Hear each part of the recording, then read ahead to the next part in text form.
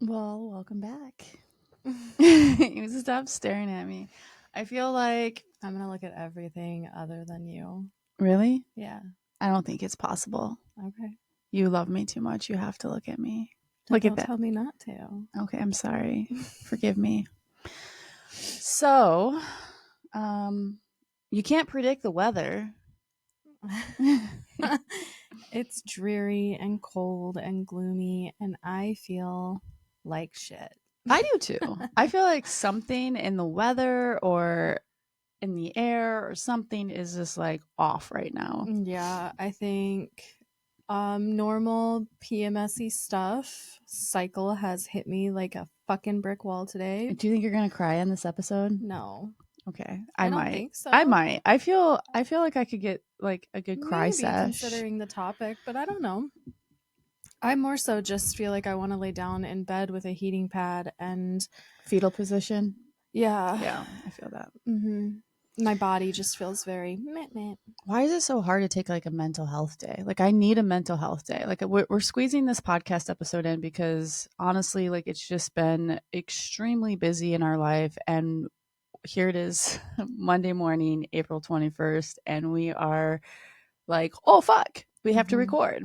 We have We to said so record. many times over the weekend, we'll do it today. We'll do it tomorrow. There's just We'll do it on so Sunday. much. There's so much and so many kids, and We as a so couple oftentimes bite off more than we can chew. we do. Yeah. We have We from the get still go. figure We it have from out. the get go. Yeah. But it catches up to us, and then we have days like today where we're just like, what the fuck? What is life? Yeah. What is life? Yesterday was Easter. If you celebrate that, also 420. If you celebrate that, there was reason to gather and eat and just exist. And so we did that with the kids, and I feel a little drained from it, but it was I feel like everybody really enjoyed it. We had what I would call a munchie party. Mm-hmm. Our table, The spread y'all. was like Pinterest galore. What is Yeah. what it was? Yeah, so much food. Sliders So much and sugar, so much junk cheese. food. It was very junk food. You know, I was like, we're scratching the whole tradition of bake a ham and have your scallop potatoes and your canned corn. Like, get the fuck out of here with that. We're not eating that. But we did go ahead and do some trendy foods that, you know, the kids always are asking via TikTok. And um, low key, I love a good pickle wrapped in a fruit roll up. Who knew? Yeah. I crunched on that. I Like, tried it. I don't think I would eat it again. so Mason had one, and he was like, I think I want another one. I really liked it. And I was like, bro, me too. I liked it. Yeah? Either you like it or you don't. Yeah, I mean, I feel like I It's a was weird somewhere in the middle. combo. It's a weird combo. I think it was the texture for me. Mm. Crunchy and like chewy at the same time was like, ugh, Mm. what's happening? But the sliders that you made, I fuck with those. Yeah, those sliders were bomb diggity. Do people still say that? No. Bomb diggity? I don't. I mean, I do sometimes, This is, but it was the bomb.com. we're older, so I had to argue my claim my stake as a millennial, now a seasoned elderly millennial, but then you went back and really started to research that, and I am actually Gen X. yeah, I mean, I don't know because it depends on the website that you visit. Some people say that it's 1 year's cut off. The others say that it's another year's cut off. So I think you're somewhere right on the cusp. You teeter. I do teeter. I represent old school things with a level of passion, you know, when it comes to music and art and cultural movements. But then the whole like millennial, I vibe with the millennials. Yeah, I like the idea of both of us being in the same generation Bracket, category. the same bracket. Yeah. But no, yesterday was successful. Shout out to Blaine who showed up to our little shindig. I made white chocolate covered strawberries, and I think Blaine ate all of them. Pretty much. Just about. Confession, I did not eat one single Neither did I. one. And like I felt like last night before I went to bed, I was like, I should have tried that. But I'm not a big chocolate fruit person. It's either salty, fruity, but I don't mix in the sweet with it. Hmm. So just a little I something don't about think I me. knew that. Yeah, when you made your famous Emmy famous French toast, you had fruit. And that was the first time I've ever really had, I think, fruit and pancake French toast type of thing together. I typically don't, but I liked it. Hmm. So maybe I'm turning a corner here in my age. Banana Foster's French toast is like Yeah, top tier. good stuff. Well, let's dive into it because we are on a schedule. We don't have a lot of time and we are feeling a bit drained today, if you can't tell. Yeah, I guess backing up before the weekend, the week kind of Yeah, blindsided you with some yeah, info that there was, it's never it's always a shit show. There's always eh, exciting moments and twists and turns and life is lifing like you said and um part of the process of wanting something badly is proving and fighting for it. Like it's never and come hitting some bumps in the hitting road. some bumps in the That's roads and it's never come easy for me throughout life with anything, even like when I was like going through my whole um sharing the story with you about like going to college, like mhm. like yes, I went to a very prestigious art school, but like no, I didn't get like an acceptance letter like right in the mail like everybody else. Like I begged my You had to way in fight. and they let me show up like the weekend that school was starting and I was like homeless and like a whole story for a minute.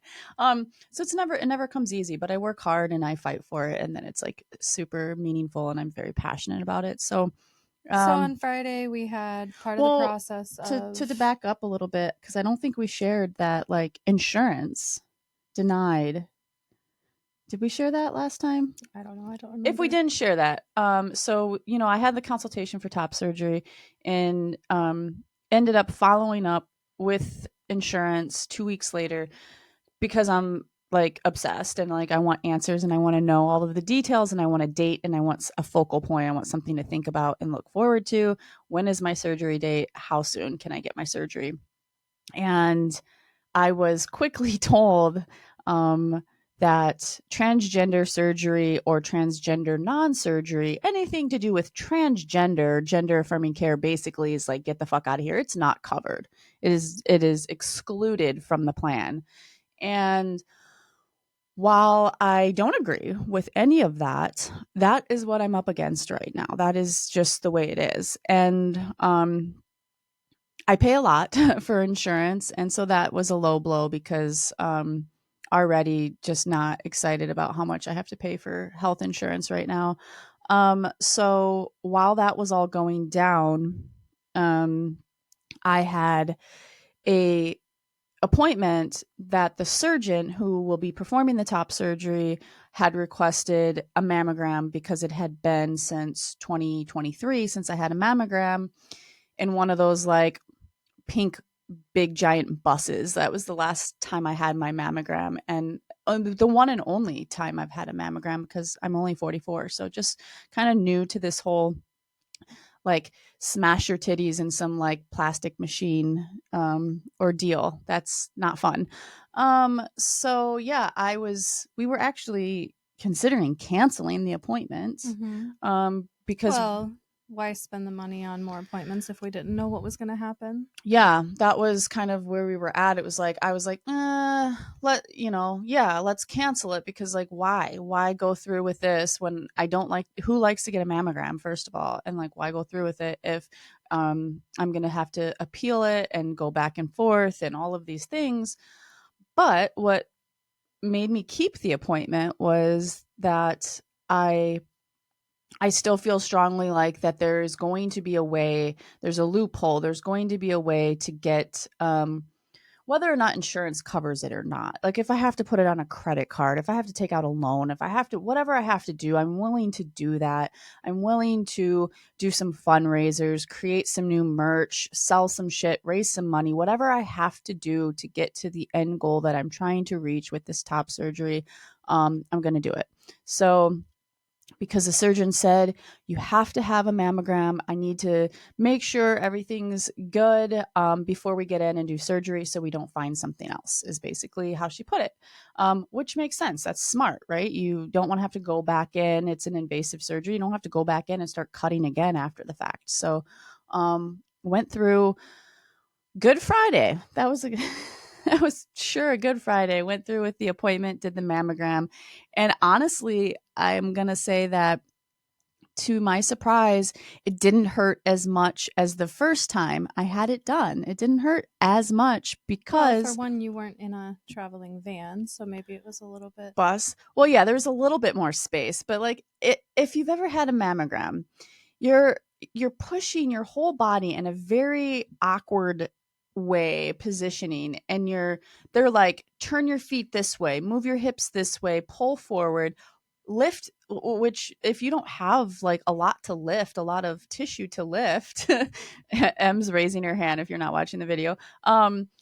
She's pulling that piece of your breast tissue on to the little table space, and then trying to get it like pushed up under there to like bring the piece down to smash it in, right? He's got to smash it all the way in there.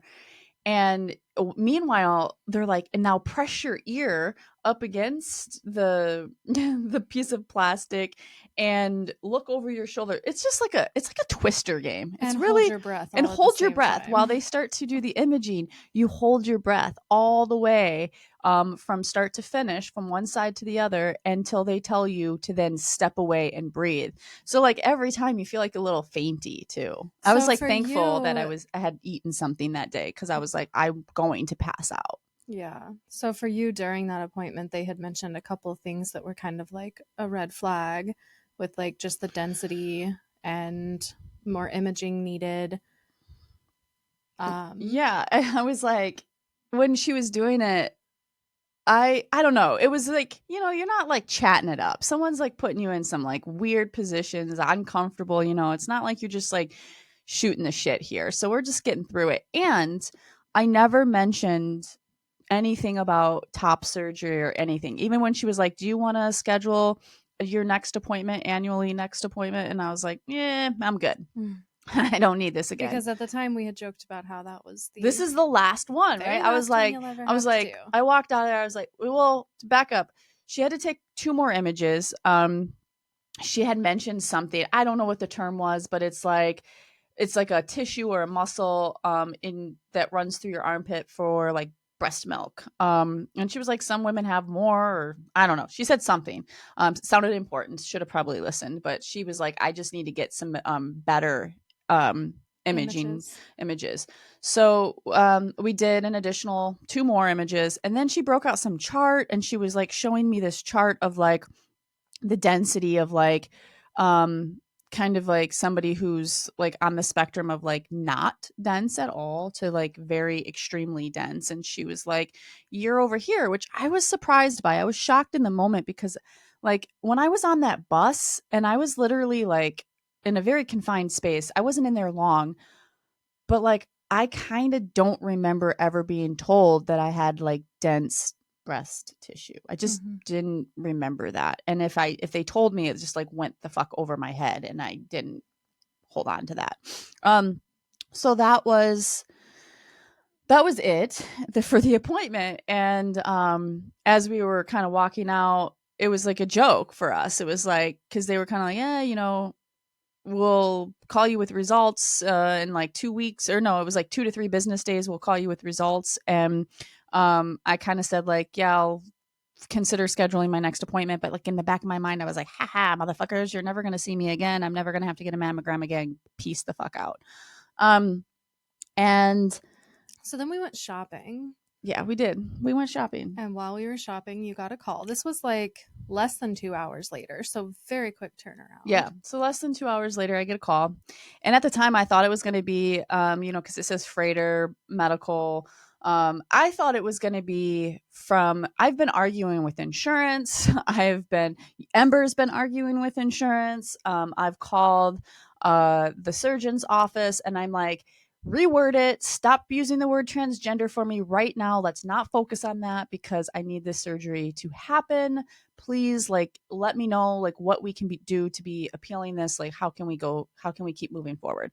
So I thought that was what the call was. So anytime I see my phone ring and it is freighter, I answer with the quickness. And so I answered with the quickness. And unfortunately, it was the person from imaging and was like, yo, we need you for another appointment on Friday, this coming Friday. Supposedly, there's calcification and mass, 2.1 centimeter mass, which I looked it up. It's like the size of a peanut. It's not that large, but the kicker was the part that I just like fucking blew my mind was I guess in the report from 2023, I was told, I don't know, I don't remember being told. I must have never took the call, looked at the email with the results. I just kind of like went on with life. And I guess there have like both of my breasts have mass. They had seen masses in both breasts back in 2023, but there was no remembering of a communication with that. Nothing. I have no memory. I was like shocked. I was like shook. I was like, what do you mean? Like, what are you talking about?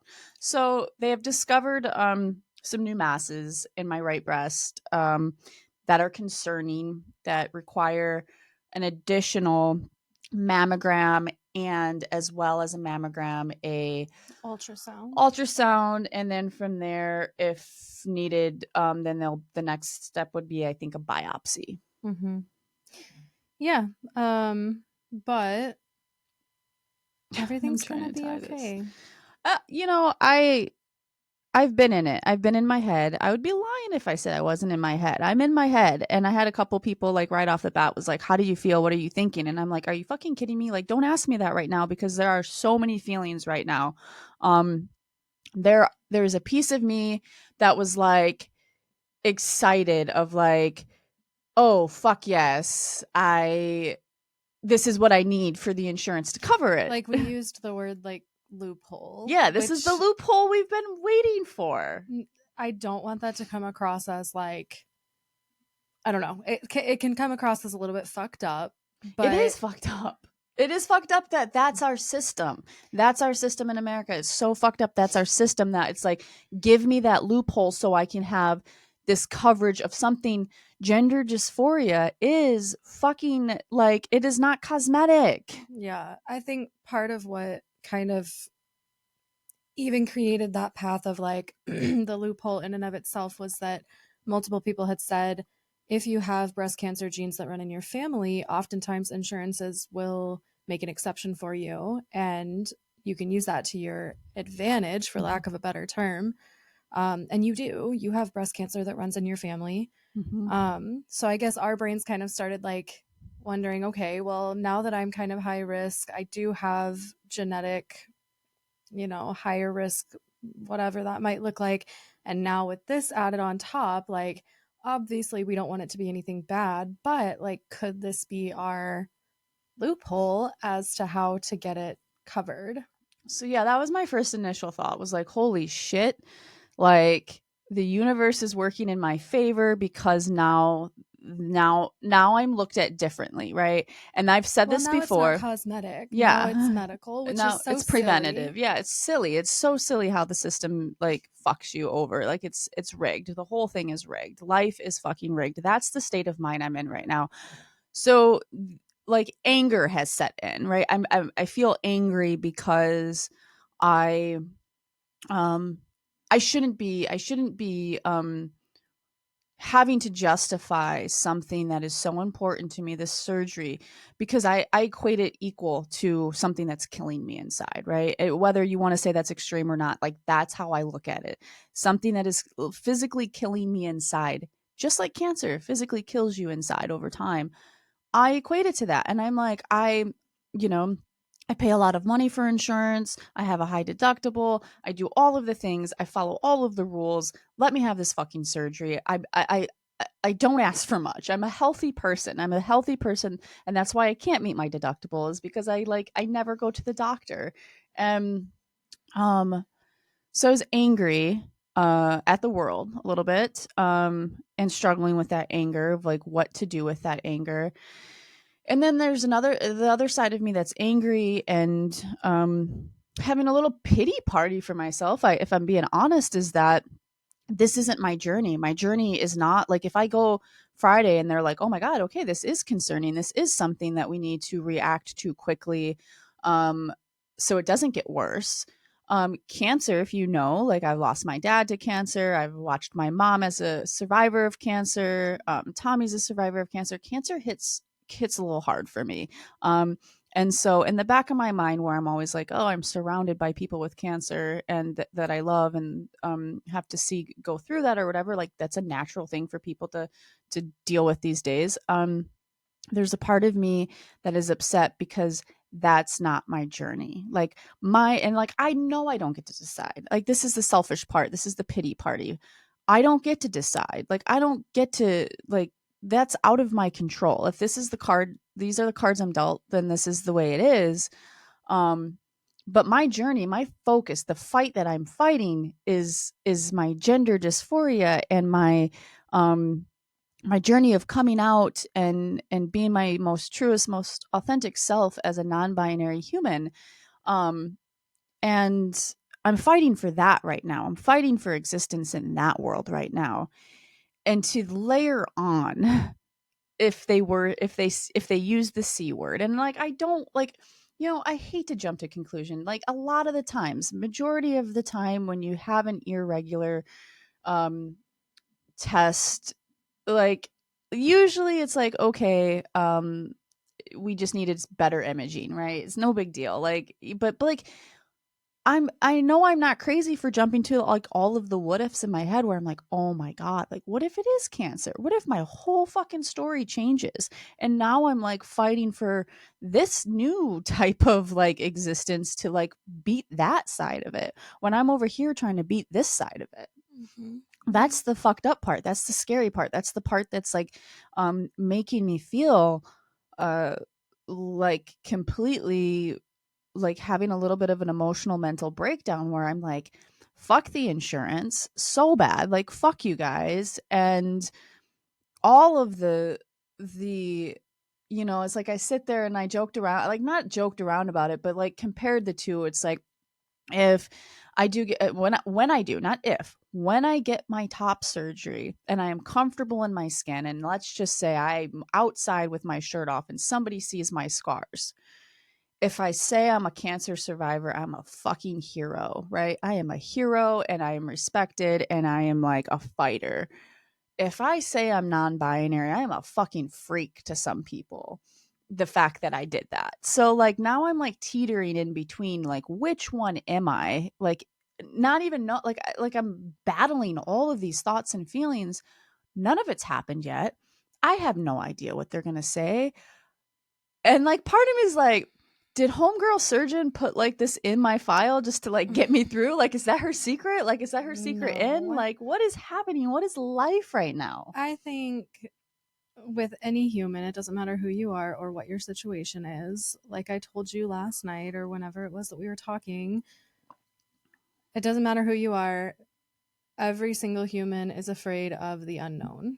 We Mm-hmm. fear the unknown, whether Mm-hmm. it's we don't understand it, we don't know the outcome of it. Our immediate reaction to the unknown is fear. Mm-hmm. So you're Yeah, it's so interesting too, like how much like flippy floppy feelings I'm having right now because one second I'm reading comments to my TikTok updates and people are like, I got rid of insurance. I haven't used the insurance. I don't need the insurance. I set the money aside. There's payment plans. There's ways that doctors' offices and different places work with you if you don't have insurance.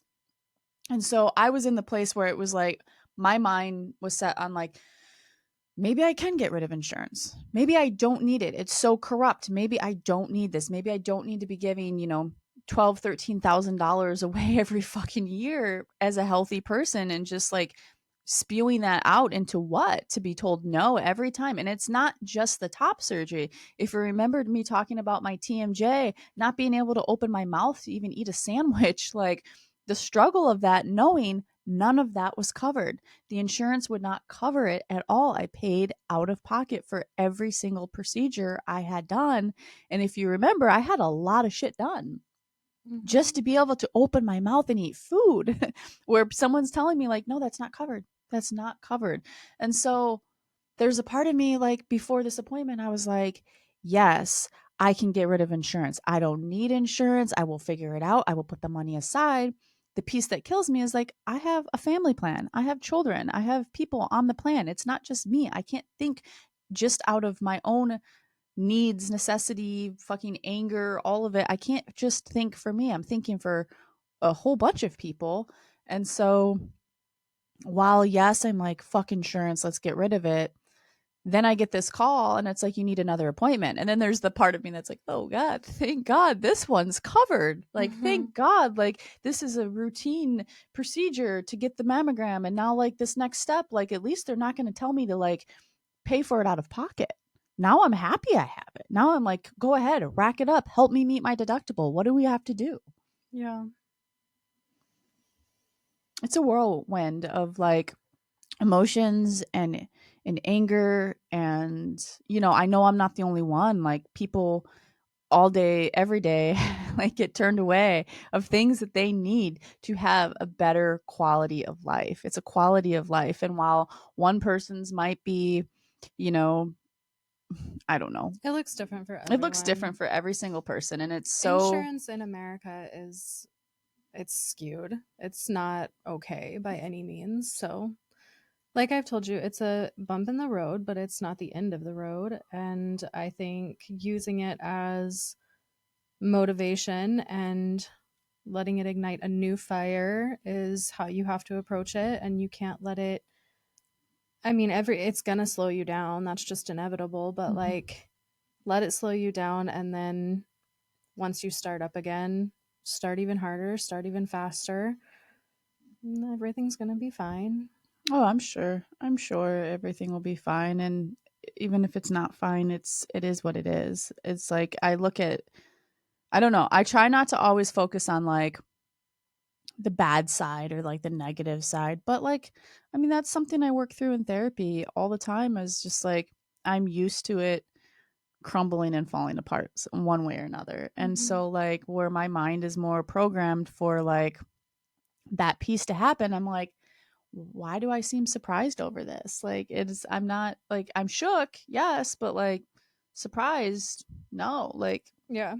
I think throughout life, some of the best things that we either find or get, or, they're not easily, it doesn't come easily. You yeah, have to fight for it. yeah. And Part of it's part of just, like, it's like, what am I learning from this? Like, what is the lesson here? Because there has to be one. There's a lesson. I'm learning something, whether it's just like, it's out of my control, just let it be. Patience. What what's like, when you start to have these feelings, it's like, what is truly important to me? Like, what is it that I really truly want? yeah. So yeah, it's a lot. It's a lot to take on right now. I don't want I don't want to, like, slip into some, like, dark, deep hole of depression. It's hard not to, with, like, the rainy, gloomy weather. And just, I don't know, just feeling like, I'm feeling a little tired right now, if I'm being honest. I'm feeling tired. And, like, not that I want to give up by any means. There's no time, there's, like, no reason at this point to give up. Mm-hmm. It's not, nothing's been taken from me yet. It's just a couple doors shut, but other doors are opening, whether it's a good thing or bad thing. For whatever reason, I'm glad I kept the mammogram appointment. I'm glad I didn't just cancel it and keep going on with life, and then it turns into something so serious that, like, there is no turning back. And then the story is a little bit different, right? So I'm thankful that things are happening in the order that they're supposed to, because there's a lesson there and there's meaning behind it. And the story is just going to keep unraveling, and whatever twists and turns come my way, I think, like, i'm I'm built for it. I'm definitely built for it. So Friday's appointments, at a different place, hospital, and it's like they said plan for 2 hours. So we will be there, and we'll see what happens. I don't know. I'm new to the whole mammogram type thing. Well, all of it's new. All of it's new, and we're learning as we go, and we'll continue to update you guys as we go. And maybe someday you can write a book about the whole thing. Yeah, maybe. I do have some merch ideas. I do want to like, you know, I want to like channel. I'm trying to channel some of my feelings into writing, into poetry, into just releasing these feelings and not like bottling them up to where I explode. And I have some ideas for merch that I'm excited to possibly roll out soon to maybe help with whatever direction I'm thrown in. Mm-hmm. Yeah, So we'll go from there. Yeah, you're gonna do great. I know. And I have like the greatest support system, partner, lover, wifey, best friend, all of the things that loves me unconditionally. So that's always just like waiting by my side for the next step of like, what do we got to do? And you're ready for it every time. And I literally don't know what I would do without you. So The good thank news you. is you don't have to find out, I don't think. Yeah, I better not. That'll be, no, we're not talking about that. All right. That's all we got for you right now. That's all, folks.